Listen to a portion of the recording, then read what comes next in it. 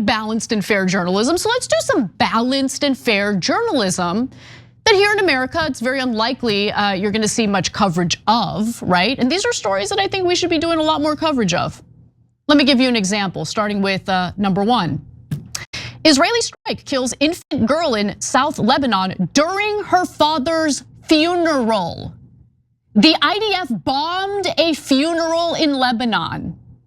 Okay, I don't know if you noticed, but this was a headline in Haaretz, an Israeli paper.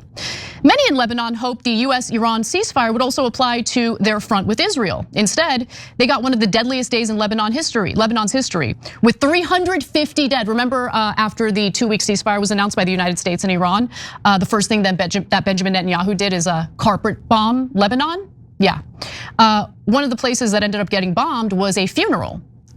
And then when, by the way, the funeral for a Lebanese man who was killed by Israelis. And then when his family held a funeral for that man, the Israelis bombed the funeral and killed his infant daughter. Let's do some more reporting. So a scathing report by Euro-Mediterranean Human Rights Monitor finds evidence of sexual torture of Palestinian detainees.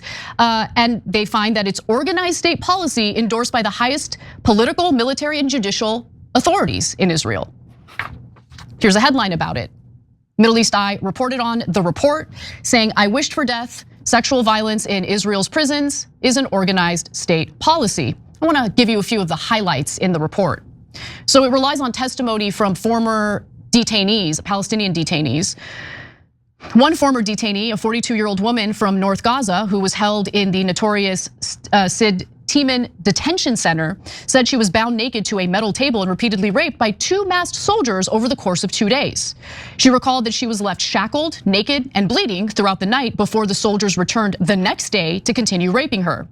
She said the entire ordeal was recorded, filmed. Amir, a 35-year-old Palestinian man who was also held at the same facility, recounted how soldiers forced him to strip naked before their dogs urinated on him and raped him. He described how the dog penetrated my anus in a trained manner while I was being beaten. And he says that this continued for several minutes. I felt profoundly humiliated and violated. And guess what? Other men described very similar instances of rape and sexual abuse carried out with the use of canines. Khalid, an attorney with the Commission of Detainees and Ex-Detainees Affairs, described how a soldier at the same facility inserted a fire extinguisher nozzle into a Palestinian prisoner's anus and then discharged its contents into his body, resulting in severe internal injuries and intense pain. I don't know, Cenk, should I continue with the fair and balanced into his body, resulting in severe internal injuries and intense pain?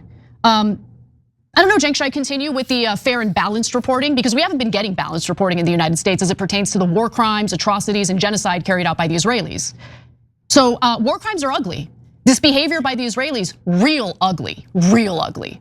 And it's about time that someone actually point a mirror